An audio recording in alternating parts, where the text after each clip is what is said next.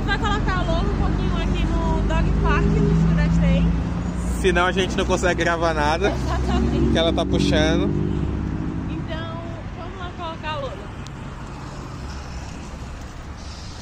Vamos deixar ela aí e vamos continuar a gravação.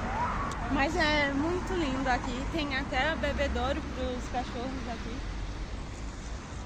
E é bem a cara do Shurastei mesmo. Cheio de coisa para brincar. Enfim, vamos deixar ela aí se divertir um pouquinho e vamos voltar pra lá. Que é isso, cara? Tu tá bebendo água no parquinho do Shurastei?